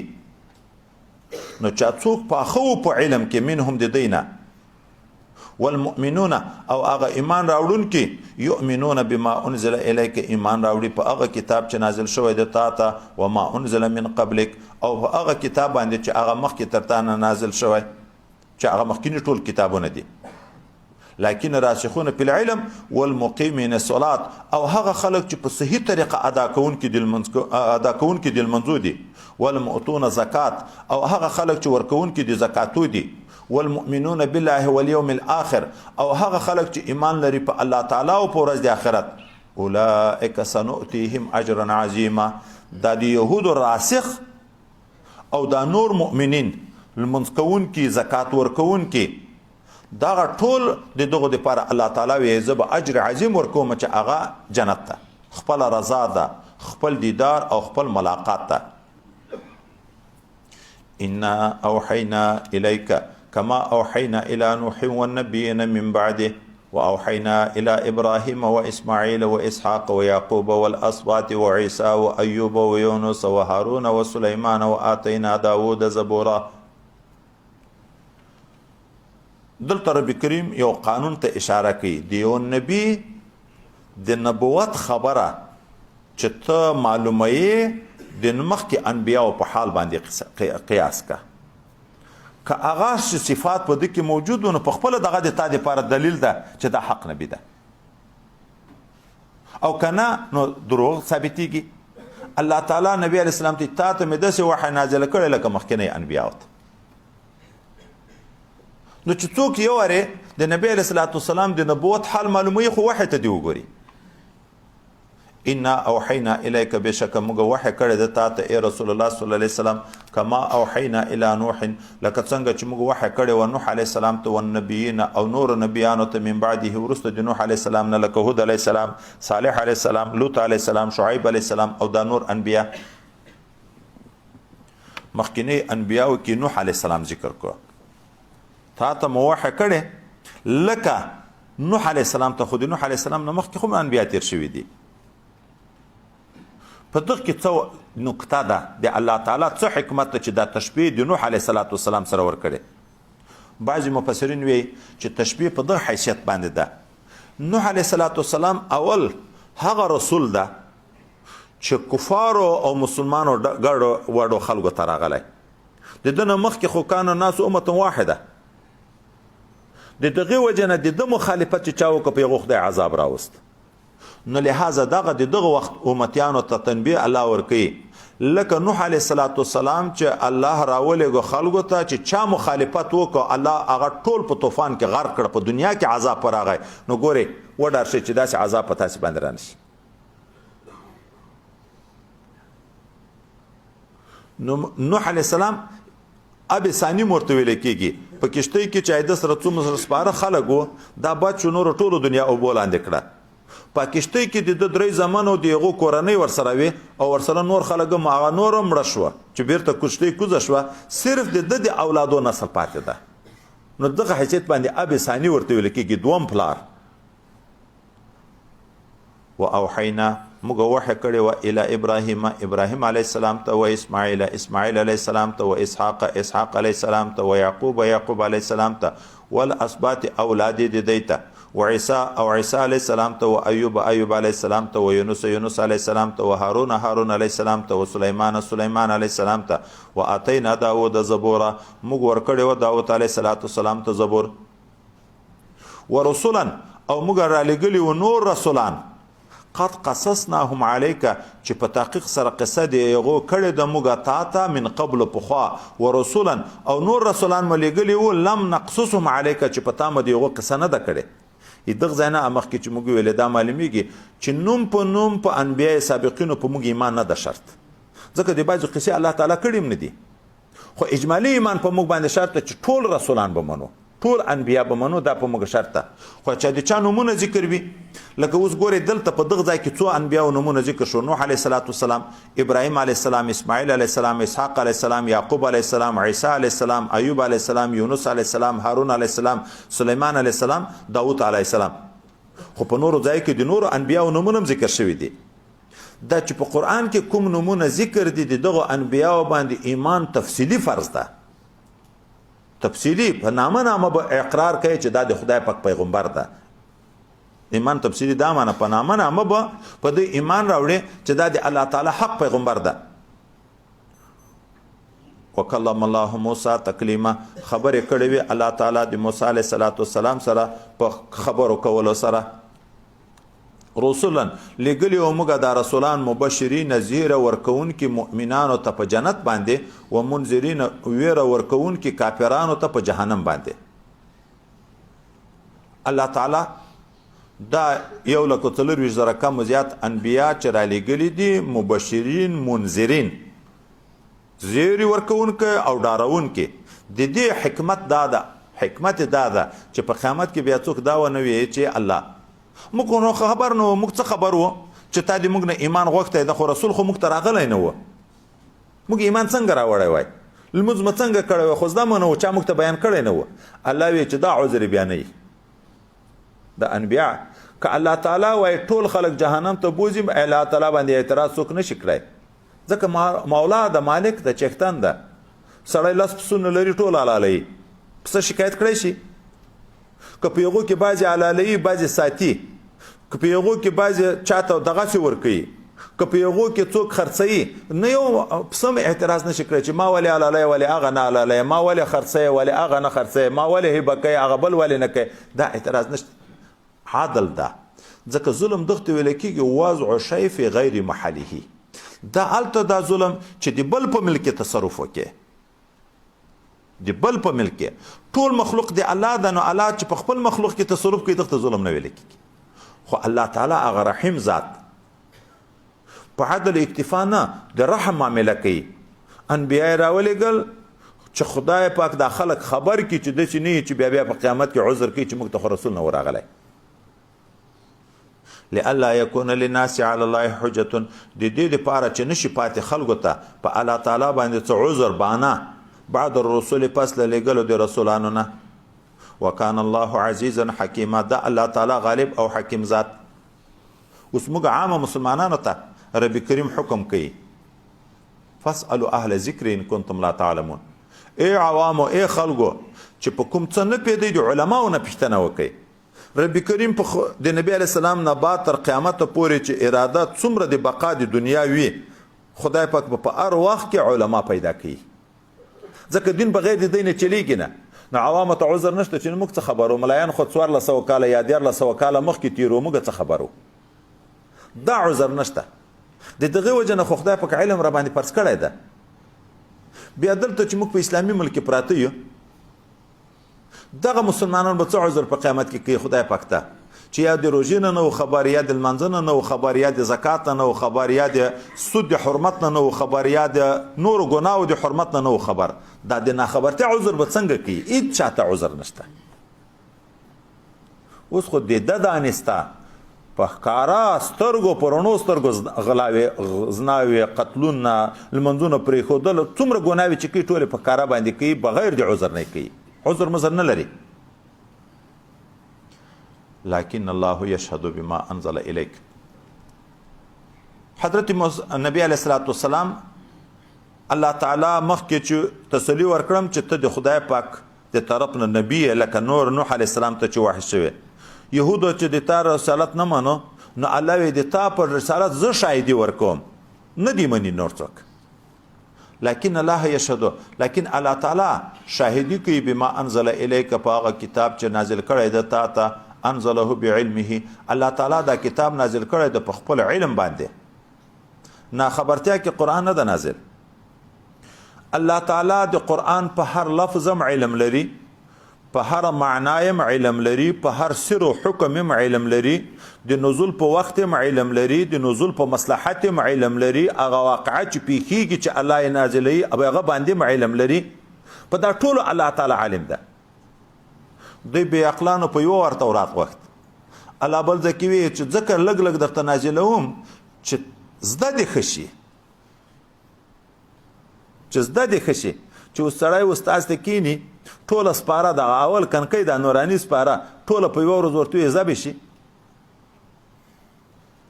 خو موږ ته استادان الف با بله ورځ بیا تاسا دوه حرفه درې حرفه راکوي دې دپاره چې د موږ دماغ ورسره اشنا شي را باندې بوج نه وي. هره قصه به چې پیښېده اوس ګورې دا موږ ملایانو ته علم ډېر سخت کار ده د عوامو ته خو اسانه برېښي چې اوس یو مسله څوک راوړي د عالم دغه مسله چې اوس دته جواب ورکوي نو کتاب پسې ګوري، یو کتاب کې پیدا کوه، په بل کتاب کې پیدا کوه، په بل کتاب کې پیدا کوه، خوارۍ به پسې کی. او چې داسې وي چې هلته په دستي حکم په کتاب کې وویني، په ښکاره باندې دا طالب ته سبق وي، په دغه خبر کې اوس پوښتنه وکړي، هلته یې جواب اسانه وي. د اوداسه مسله د اوداسه په وخت کې بیانوي. خو قدري شریف شروط الصلاة شریف چې موږ ویایو، خو په د اوداسه مسله چې شروع شوه، ټول د اوداسه احکام کې ذکر کېږي چې دا پکې فرض دي، دا پکې سنت دي، دا پکې مستحب دي، دا پکې مکروه دي. بیا چې د لمانځه شروع شي، د لمانځه مسائل پکې ذکر کېږي، چې د زکات شروع شي، د زکات ذکر کېږي، چې د روژې شروع شي، د روژې، چې د حج شروع شي، د حج اسانتیا ده پکې. او ټول په یو ور باندې بیا به نو پسې ګرځي، دا مسله به پیدا کوي، ډېر پکې مشکل. نو الله تعالی ښه علم لري په هغه واقعات او شان نزول باندې هم، چې دا چې کله به حادثه پیښه شوه، الله به آیتونه نازل کړه. والملائکة یشهدون، او ملائکه هم شاهدي ورکوي په نبوت تا باندې. وکفا بالله شهیدا، بس د الله تعالی په سبب د شاهدي چې بل شاهد ته ذاتي حاجت نشته، هغه د بس ته چې تا په رسالت شاهدي ورکوي، د قرآن عظیم شان په کتابیت باندې شاهدي ورکوي. ان الذين كفروا وصدوا عن سبيل الله، بشک هغه کسان چې کافران شوي دي د حضرت پیغمبر صلی الله علیه وسلم نبوت نه مني، وصدوا عن سبيل الله، او منقي خلق د خدای د لارې نه، د اسلام نه نور خلق هم منې کوي. قد ضلوا ضلالا بعیدا، دا خلق گمراه شوي دي په گمراهي ډېرې لرې سره د حق نه. ان الذين كفروا، بشک هغه کسان چې کافران شوي دي، وظلموا، او ظلم یې کړی د په خپلو ځانو باندې، لم یکن الله لیغفر لهم، نه د الله تعالی چې دوی ته د ګناه معاف کړي، ولا لیهدیهم طریقه، او نه ور وښیي دوی ته لار، الا طریق جهنم، یو د جهنم لار به ورښیي. چې ورځ د قیامت شي، د قیامت په ورځ دا ټول مخلوقات په یو محضر د الله کې حاضر شي، د الله تعالی د طرف نه اعلان وشي، چا چې په دنیا کې د څه شي عبادت کړی، په خپل معبود پسې روان شي. هغه دوی چې په دنیا کې د څه شي عبادت کړی، د هغه شکل ورته جوړ شي، په هغه پسې روان شي، ورځي جهنم ته. ټولو ته لار وروښیي د جهنم، ورځي جهنم ته. چې صرف مسلمانان او بعضې بقایا د اهل کتاب او د یهودو د نصاراو پاتې شي، منافقین هم ورسره وي. بیا الله تعالی یهودو ته وایي، تاسې څه عقیده وه په دنیا کې؟ دوی وایي چې موږ عقیده دا وه چې اعوذ بالله عزیر علیه السلام د خدای پاک زوی ده. الله تعالی ورته دروغ هم ویلي، د الله نه ښځه شته، نه اولاد شته، نه مثل لري. چې غواړئ تږي ډېر یو. نو الله تعالی دا د جهنم د اور سر دی ته داسې ښکاره کړي لکه سراب، د ګرمۍ په موسم کې چې سړی په روډ روان یا مخ ته روډ لکه اوبه داسې ورته برېښي، دغه ته سراب یایي. وایي خو ورشي که نه، هغه دی. نو دی به ټول چې بقایا څه پاتې وي، په ښکاره نه وي کافر دعوا چې د ایمان لري، هغه یهودیان، دا به هم ورشي ټول جهنم ته. بیا نصاراو ته وایي تاسې څنګه عقیده وه؟ هغه وایي چې موږ ویلې چې عیسی علیه السلام العیاذ بالله د خدای پاک زوی ده. دروغ مې ویلې. الله تعالی نه ښځه لري، نه اولاد لري. څه غواړئ؟ هغه مو موږ ډېر تږي یو. نو خو ورشي، هغه ده، هغه د اور سر لکه اوبه ورته لیدل کېږي، دا به هم ټول لاړ شي جهنم ته. پاتې شي منافقین، دغه امت چې په خوله ایمان دعوه لري او په زړه کې ایمان نه وي. اوس دا چې الله تعالی سره جدا کوي په داسې شکل باندې چې ټول خلک هم وویني، پوه شي په، نو الله تعالی تجلی د هیبت وکړي. یوم یکشف عن ساق، چې څوک په دنیا کې د زړه نه مؤمن و، خدای پاک هغو ټولو ته توفیق د سجدې کولو ورکړي، هغه ټول په سجده شي الله تعالی ته. او چا چې په دروغه د کلمه ویلې وه، په زړه کې ایمان نه و، د دغو د املا ټول یو اډوکی شي. ګورې د املا کې عجب سپرینګونه خدای پاک پیدا کړي دي، لکه د اندامو کې دا د ګوته راټولوه او غځوه یې، نه خوږېږي نه تکلیف احساس کوي. د املا کې هم رب کریم دا بندونه دغسې جوړ کړي دي، رکوع کوي، سجده کوي، ټیټېږي، جګېږي، څه مشکل نشته. هلته به ټول املا یو اډوکی شي، د دې په ځای چې مخ ته سجده وکړي، په شا به ولویږي. الله یې خلکو ته ور وویني چې ګورئ دغه سجده ما دپاره نه وه کړې، دا مؤمنین نه وه. بیا دا منافقینو حکم وکړي لاړ شي جهنم ته. پس د دې نه چې د کفارو ډلې ټولې خلاصې شي، دا پولیسورات مسلمان دپاره ده، د کافر دپاره نه ده. پولیسورات مسلمان دپاره ده. کافران خو ټول مخکې نه خلاص شي، جهنم ته ولویږي، جهنم په برسیره طبقه باندې بیا پل جوړ شي. دغه پل باندې ذاتي حکم دي تیرېدن. نو د مسلمانانو حال ذاتي متفاوت وي. څوک چې د خدای پاک دوستان دي، د 15,000 کلو لیار ده. فتح الملهم چې لیکلې ده 15,000 پورته ختن، 15,000 کاله شدت لګ، 15,000 کاله بیا بیرته کوزیدن، د 15,000 کلو لیار ده. لاندې د جهنم اور ده. په دغه پولیسورات باندې یو خواته بلې خواته چنګکان دي، لکه دا کسابان چې غوښې پرې راځړوي. دا چنګکان د ګناهو نه جوړ دي چې دا چا څومره ګناوې کړي دغومره چنګکونه به د دوی دپاره وي. نو هغه څوک چې د خدای پاک دوستان دي، هغه به داسې په تیر شي لکه د سترګو په رپ کې، لکه پړک په داسې شکل په تیر شي. دا چې په یو قدم څومره مزل کوي، دا ځایم ثابت شو کنه. پر ټول پولیسورات د سترګو په رپ کې تیر شي. څوک بیا د هوا په شکل تیریږي، څوک لکه تیز رفتاره آس په یغه شکل باندې په تیریږي، څوک لکه په پښو چې منډې وایي په تیز تک په تیر شي، څوک په پښو سوکا سوکا روان د خپلو اعمالو په انداز. خو څوک به داسې وي چې دا ګناوې کړي، هره ګناه چې ده کړې د هغه به داسې چنګک دا پښې ته دا غوړګو ته ور لویږي. خو چا ګناه به کمزوري وي، چنګک یې کمزوري وي چې دی زور وکړي ځان تر خلاص کړي، دا پوستکی به وشکوي لکه چړو باندې چې ویې، خو د یو نه به ځان خلاص کړي، بیا به د بل نه ځان خلاص کړي. کله به ولویږي، په کوناټي به خویږي، کله به په څلورې رواني، خو آخر به هم لاړ شي جهنم ته به ونه لویږي، لاړ به شي، خلاص به شي. خو بعضې خلک چې خدای مو دې وساتي چې په دا کبیرو ګناهو لګیا دي او توبه نه باسي، ټول عمر په سود لګیا، په غلا لګیا، په رشوتو لګیا، په قتلو، په بدعملیو باندې لګیا، دغه چنګک ډېر ژور لاړ شي په پښه کې. دا چې هر څومره زور کوي نشي تللی، مګر هغه پل په سر باندې وي، د پل نه داسې دا پښه چې بنده شوه لاندې طرف ته، نو لاندې هغه اولې طبقې د جهنم ته ورولویږي. بیا دغه خلک چې تیر شو تر پله، دلته دغه خلک ولوېده، هغه چې تیر شي هغو ته بیا دوم پاټک بل پل راځي د دا غټ پولیسورات نه چې په جهنم باندې د دغه نه چې تیر شي،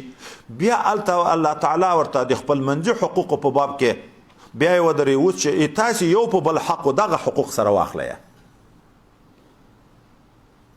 چې دا حقوق هم ټول یا سره معاف کی، یا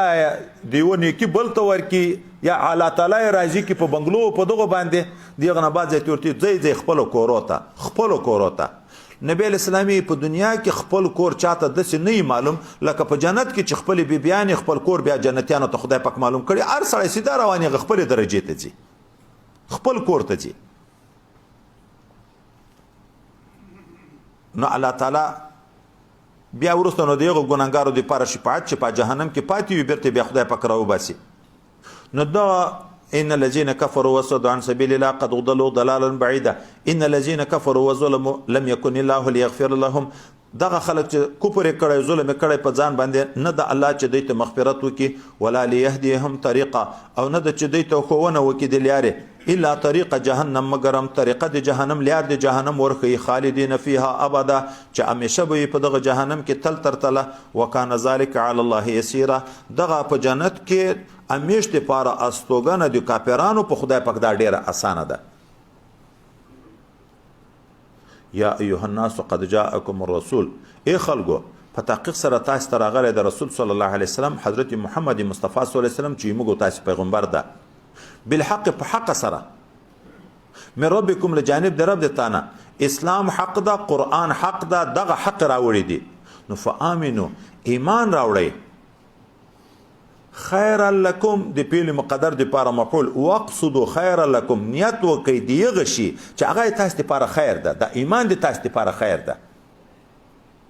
و ان تکفروا، که تاسې بالفرض که کافران شئ نو خدای پاک ته د تاسې د کفر ضرر نه رسیږي. داسې نه ده چې د خلکو په کفر د خدای پاک په خدایي کې څه نقصان راځي یا د خلکو په ایمان د خدای پاک په خدایي کې څه زیادت راځي. نه وای د ایمان او د نیک اعمالو ګټه د الله تعالی ته، نه د کفر او د ګناو ضرر د الله تعالی ته. ګټه او ضرر ټول انسانانو ته راځي دي. که چا ایمان او نیک عملو ګټه یې د ځان ده، که چا کفر یا ګناوې وي ضرر یې د خپل ځان ده. وإن تکفروا نو الله تاسو ته پر ضرورت نه لري. فإن لله ما فی السماوات والارض، الله لره هغه شیان دي چې په اسمانو کې دي، هغه دي چې په مځکه کې دي. وکان الله علیما حکیما، دا الله تعالی عالم په ټولو احوالو د خلکو باندې او حکمت والا ده. یا اهل الكتاب لا تغلو فی دینکم، ای اهل کتابو تاسو تجاوز مکئ په دین کې تر خپل حد نه.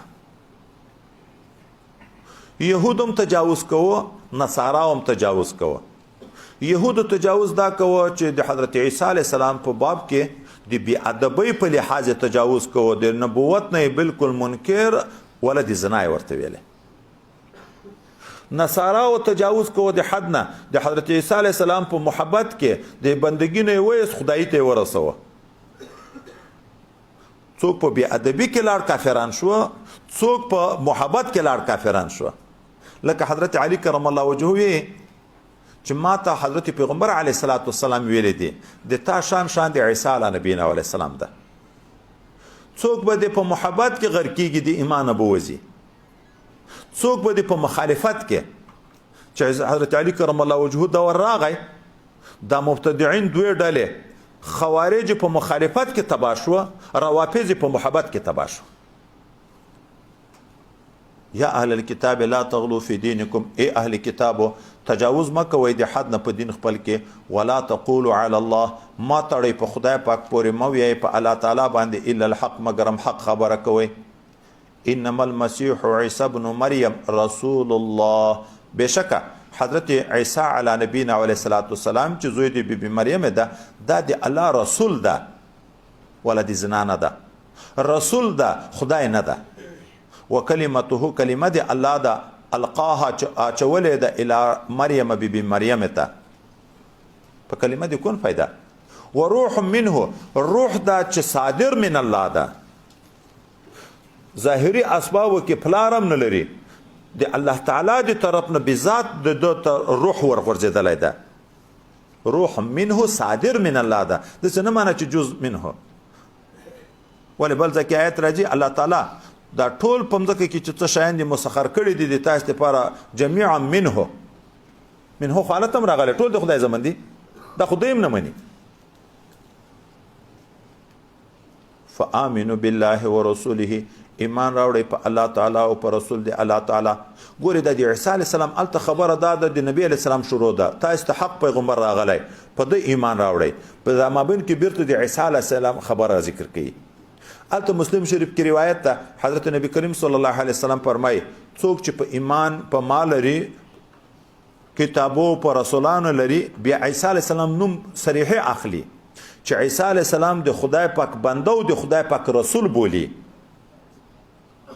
چې مړ شو په دغه عقیده جنت ته بځي، بیا که هر څومره ګناوې کړي یم خو مؤمن ده. التم دغه ذکر کی دغه ولې د عیسی علیه السلام خبره خاص کی، ځکه د نبی علیه السلام په وخت کې دوه طایفې د اهل کتاب وي چې دواړه د حضرت عیسی علیه السلام په باب کې د حد نه تیر شوی کفر ته وتلي. یهودو العیاذ بالله د رسالت نه انکار کوو، ولا د زنا بالا،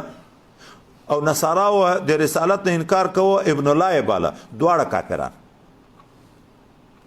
ایموږ عقیده دا ده چې د خدای نازولی پیغمبر ده،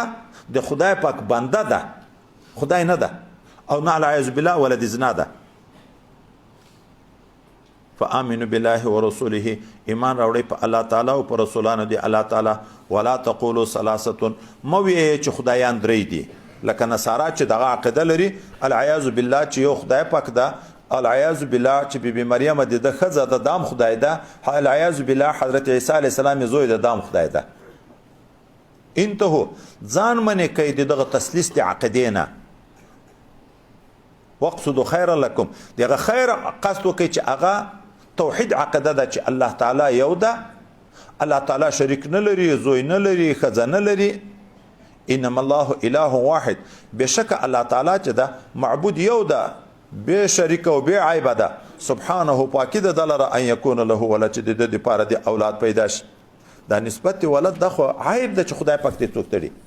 ځکه هم حدیث مبارک کې راځي چې نبی علیه السلام یې چې الله تعالی وایي د ما بنده د ما تکذیب کوي، ما دروغجن بولی، خدا خو مناسب نه ده چې ما دروغجن بولی، او ما ته کنځا کوي، دا خو مناسب نه ده چې دی ما ته کنځا کوي. تکذیب په چی کې د ما دروغجن په چی کې بولی، زه وایم چې زه دغه انسانان بیرته را ژوندي کوم، دی وایي چې څوک یې ژوندي کوي، د ما د خبرې تکذیب کوي.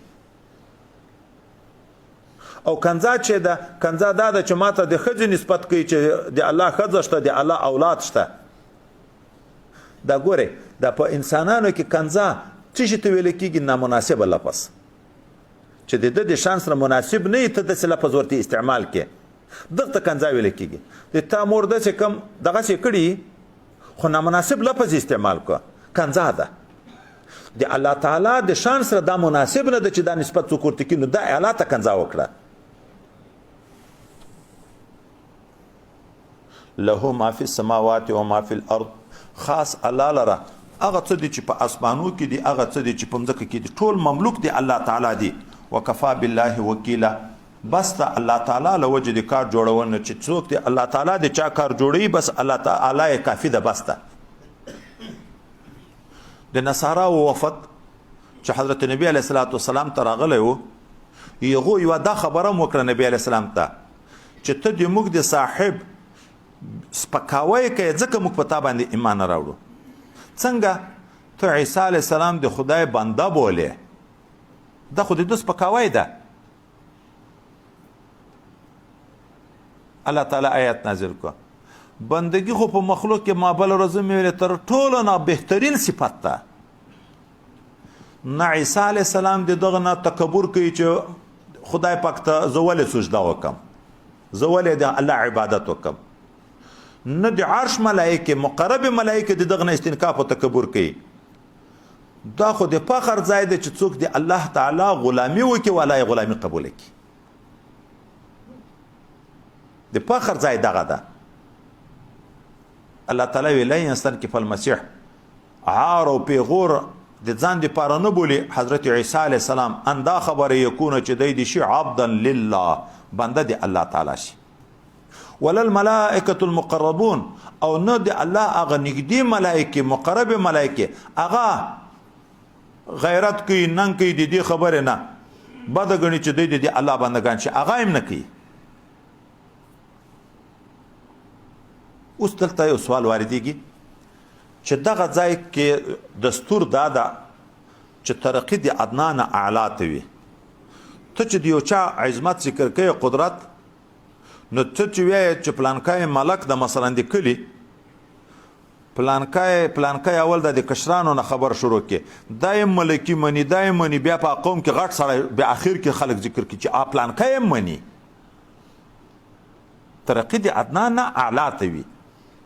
دغه ځایونه خو بیا دا معلومیږي چې ملایکه تر عیسی علیه السلام بهتره دي. عیسی علیه السلام د خدای پاک د بندگی نه شرم نه کوي.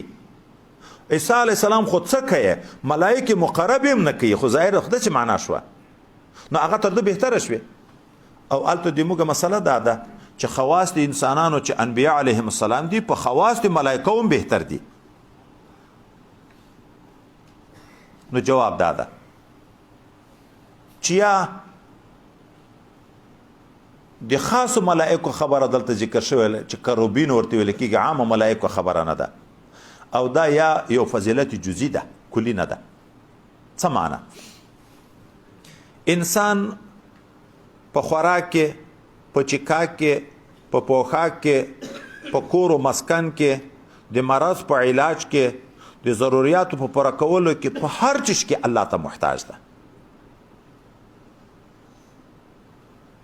ملائکه نه خوراک کوي، نه چکاک کوي، نه مریضانی کیږي، نه اولاد پیدا کیږي. نو بنا بر ظاهر انسان ډیر محتاج د الله تعالی ته که ملائکه. په دغه لحاظ ترقی راغلی. دا ترقی په دغه لحاظ راغلی چې انسان سره له احتیاجه هغه به د خدای پاک د عبادت نه څنګه لوی کوي. هغه څوک چې هغه نه دی محتاج دغومره ډیر محتاج، خو دي ټول مخلوقات محتاج ده، که ملائک دي محتاج دي، که انبیا دي محتاج دي، که اولیاء دي محتاج دي، خو د احتیاج رتبې دي څومره چې انسان محتاج ده دغومره خو ملائک نه دي محتاج، ځکه ملائک خوراک نه کوي. د الله یو عجب مخلوق ده. عمر چې دنیا پیدا ده، د دنیا د پیدا نه تر دنیا تر پناه پورې دی ژوندی دي، چې په آخر وخت کې په شپېلۍ باندې بیا مري.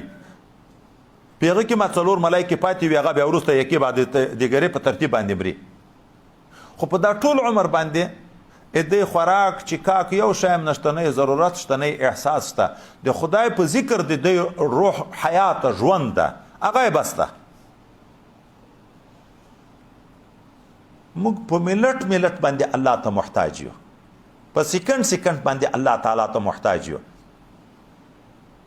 ډېرو خوړلو نه مریضان یو، د کمو خوړلو نه په عذاب یو، کله وږي یو، کله تږي یو، کله بیا ډېر وخوري، ارګای مو خصای وي، بیا دوایو ته امیدو عظیمو ته ضرورت وي، دوایانو ته ضرورت وي، په هر حال کې محتاج یو. نو په دغه حیثیت باندې وایي ترقي ده. عیسی علیه السلام به ولې تکبر کوي؟ په اول نه نیولې تر مرګه خدای پاک ته په هر څه کې محتاج ده. هغه چې هغه ملایکې مقرب دي چې د دغه دی احتیاج نه لري، هغه تکبر نه کوي، نو دی به ولې تکبر کوي؟ او چې څوک تکبر وکړي حال به یې څه وي؟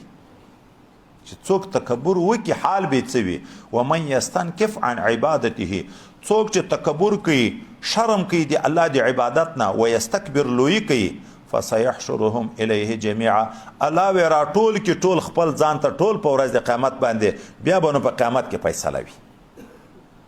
څه به کېږي په قیامت کې؟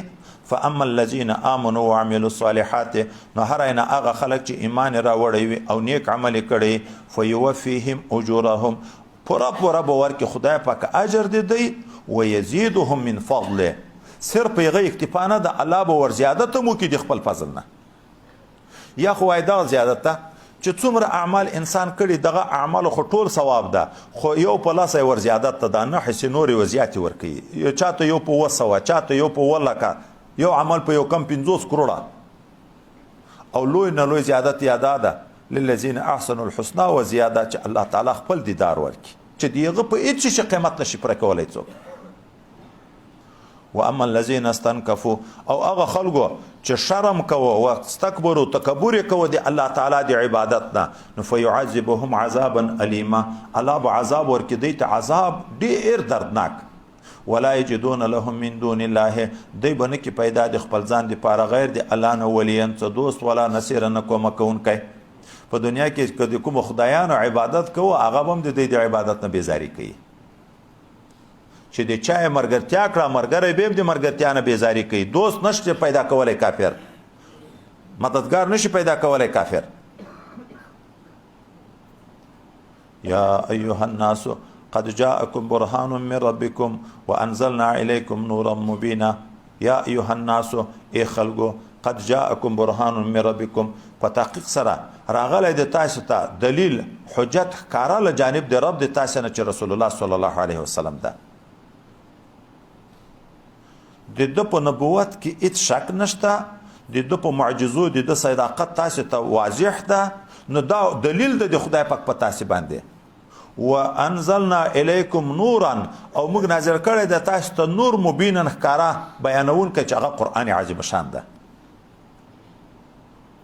قرآن عظیم شان ته نور ویلی شو، لکه دلته وانزلنا الیکم نورا. حضرت پیغمبر صلی الله علیه وسلم ته نور ویلی شوی ده، خدای متعال ته نور ویلی شوی ده، الله نور السماوات والارض. خو نور په اسانه تعبیر باندې تعبیر وکړو، نور د تیارې په وخت کې سړی ته لیار په معلومیږي، کډیو جګ او ټیټه په معلومیږي. د انبیا د الله نور، قرآن و کتابونه نور په دې معنا د هادي د صراط مستقیم ته. داسې نه چې د بشریت نه څوک انکار وکړي چې دی بشر نه دی. اره عبدالله پلارم معلوم، مورم معلوم، خوراکم کوي، چې کاکم کوي، خو دغه وجه چې کافرانو به اعتراض دغه کو، دا څنګه نبی ده چې موږ غوندې دایم خوراک کوي، دایم چې کاک کوي، دایم په بازار کې ګرځي، خپل ضرورت پوره کوي. فاما الذين امنوا بالله هغه کسان چې ایمان راوړی په الله تعالی باندې واعتصموا به او منګولې لګولې دي په دغه دین دی الله تعالی باندې فسيدخلهم زرد چې الله به داخل کې دی فی رحمت منه پر رحمت خپل کې هغه رحمت کې چې دی الله دی لوري نه ده په خپل عمل څوک جنت نشي ننوته دی الله دی رحم نه بغیر وفضل او دی الله په فضل باندې په خپل فضل باندې به داخل کې جنت ويهديهم اليه او الله بخونه وکدی ته د خپل ځان په لوري باندې صراط مستقیمه د اغلیار برابره یستفتونک قل الله یفتیکم فی الکلاله د میراث مسله کې اول ورځ موږ تاسو دغه کلاله بیان وکړو کلاله هر انسان ته ویل کیږي چې لاندې باندې قریبان نه وي سړی مړ شو په دایده په وخت مرګ نه پلار ژوند دی و نه مور او نه خپل اولاد لري دغه کلاله ویل کیږي څوک د اخرنۍ آیات دغه د نازل شوی ده څوک چې اخرنۍ سورت اذا جاء نصر الله نازل شوی ده څوک اخرنۍ آیات وتقوا یوما هغه آیات نازل شوی ده خو لکن تطبیق موجود ده د میراث په باب کې دغه آیات اخر نازل ده سورتو کې په د سورت په حیثیت چې مجموعه اخر نازل ده اذا جاء نصر الله نازل ده آیاتو کې اخرنۍ آیات نازل ده وتقوا یوما ترجعون فيه الى الله هغه آیات نازل ده چې دغه نه څوش به بعد به رسول الله صلی الله علیه وسلم دنیا نه لاړ یستفتونک دوی طلب دی پتوا کوي د تانه ای نبی علیه الصلاۃ والسلام د کلالې په باب کې چې سړی مړ شو ورور شته یا خور شته او پلار او اولاد نه لري نو دغه میراث په څنګه وي قل الله یفتیکم فی الکلاله تو ورته الله تعالی پتوا درکوي تاسو ته په میراث د کلالې کې ان امرؤ هلک که یو سړی مړ شو لیس له ولد او اولاد نه و اوس دغه د کلالې بیان ده خو له اختن د د لپاره یو خور و فلها نسب ما ترکه د دغه خور نیمه هغه دنیا ده چې دغه مړی پرېښې ده هغه نور نیمه ښځه وه ښځې ته به څه برخه پکې ورکول کېږي نور ترونه و یغو ته قریبانو ته به ورکول کېږي او که ښځه مړه شوه کلاله وه ورور یې پاتې شو ورور بیا ټول میراث دې دې نه وړي ځکه مخکې موږ ویل لذکر مثل حظ الانثیین ښځه نیمه میراث دې سړي نو سړی چې مړ شي خور یې نیمه میراث ته وړي که خور مړه شوه بل څوک نه لري قریب نه لري نو ورور یې ټول میراث ته وړي وهو يرثها او دا ورور بیا میراث وړي د خور نه ان لم يكن لها ولد کدی دغه خور زامن نه و اولاد نه و فإن كانت اثنتين کچیر دغه انسان چې مړ کېدو دوی خويندې وي یا تر دوه زیاتې وي فلهما ثلثان مما ترک دغه دوه خويندې دوی برخې دی غمال دي چې دغه مړی پرېخي وي وإن كانوا اخوه او کورونه دا وارثان ورونه خويندې ګډ وډ رجالا ونساء نران ورونه او خځې خويندې وي فلذکر مثل حظ الانثیین نو د نارینه د پاره په مثل د برخې د دوه خويندو ده سړی مړ شو یو ورور پاتې شو دوی خويندې پاتې شوې نو د دنیا به نیمه چې نیم به ورور ته ورکي او نیمه به دواړو خويندو ته ورکي یبین الله لكم ان تضلوا بیانې الله تعالی تاسو ته احکام د میراث د دې لپاره چې گمراه نشئ الله تضلوا چې خطا نشئ والله بكل شيء عليم الله تعالی په هر شي باندې عالم د علم لري بس دا خزر ورسېده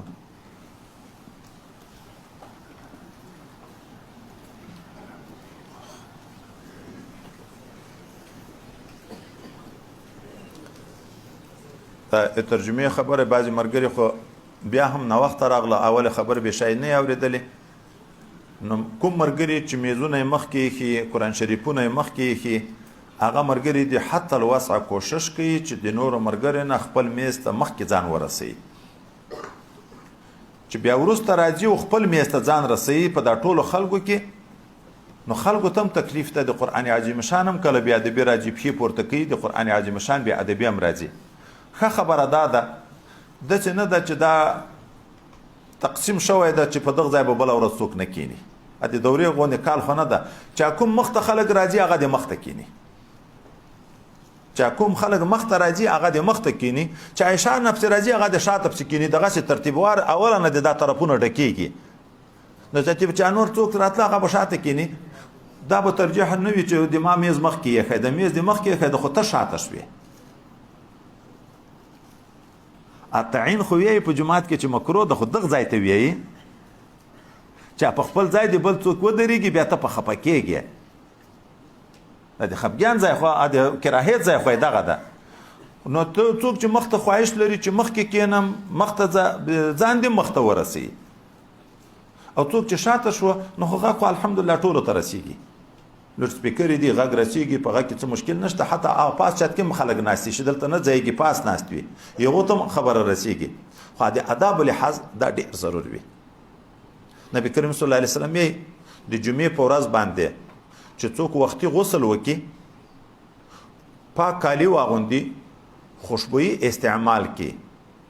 او بیا وختي لاړ شي جمعه ته خالته دا وی ولم يتخطى رقاب الناس د خلکو په ولې په وانړی دا شرط هم ذکر کې خلکو تم ضرر ورنه کې بیا ورشي چې څومره نفل خدای ورته مقدر او هغه خپل نفل وکي کینې عزتي په انتظار دی امام باندې چې راځي نو دغه انسان ته په هر قدم دی وکال نفل عبادت ثواب خدای پاک ورکي دی وکال نفل عبادت ثواب الله تعالی ورکي هو که څوک د خلکو په غاړه وګو په اړای نو دا ځان ته پول جهنم طرف ته تیار کو دومره سخت وعید بیا راغلی ده د جهنم په لوري پول ځکه ضرر د مسلمان خو حرام ده او بیا ورسره چې د قرآن شریف یاد بیم راشي چې په جګه کوي هلته په قرآن شریف باندې هم سړی اوړي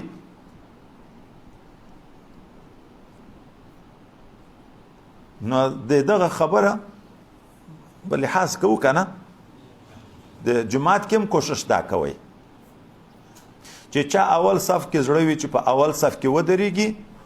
نو کوشش دی وکړي چې اول صف ته په خپل اول ځان ورسي موږ ته ما ګورئ موږ خو چې ورشو ټول خلک راتېجیږي چې مجبور یو ځای په جمع درېږو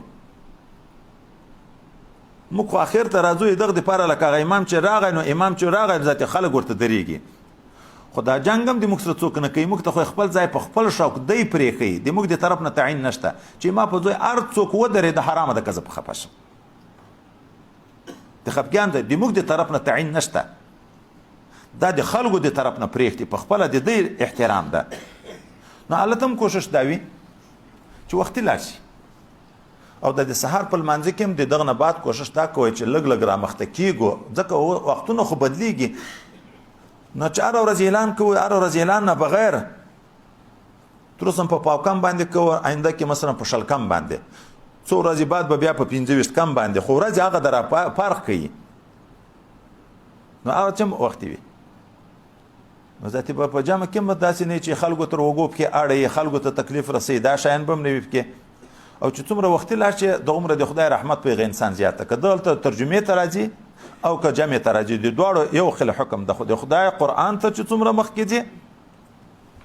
او بیا خاصه الحمدلله تلاوتونه شروع دلته چې څومره وخت راغله خپل وخت په تلاوتو باندې تیر کی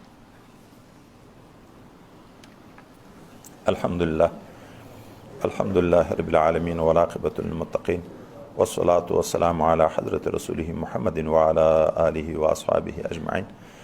اللهم اهدنا الصراط المستقيم صراط الذين أنعمت عليهم غير المغضوب عليهم ولا الضالين آمين ربنا لا تؤاخذنا إن نسينا أو أخطأنا ربنا ولا تحمل علينا إسرا كما حملته على الذين من قبلنا ربنا ولا تحملنا ما لا طاقة لنا به واعف عنا واغفر لنا وارحمنا أنت مولانا فانصرنا على القوم الكافرين ربنا آتنا في الدنيا حسنة وفي الآخرة حسنة وقنا عذاب النار وادخلنا الجنة مع الأبرار يا عزيز يا غفار يا رب العالمين خدای متعال موږ ټول ته خپل رضا نصیب وګرځي الله دې ټول کړه ګناونه مغفرت نصیب وګرځي الله تعالی آینده ژوند د استقامت شریعت نصیب وګرځي موږ ټول عبادتونه په خپل دربار کې قبول وګرځي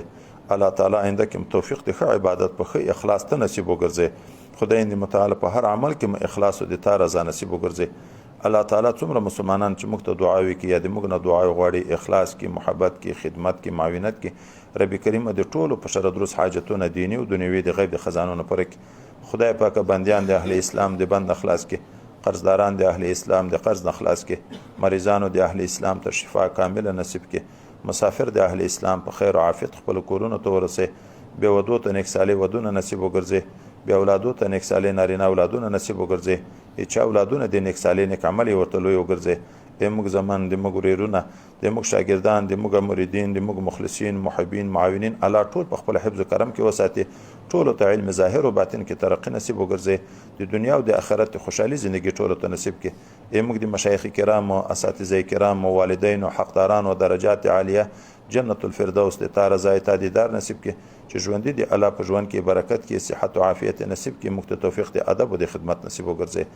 سبحان ربك رب العزة عما يصفون وسلام على المرسلين والحمد لله رب العالمين.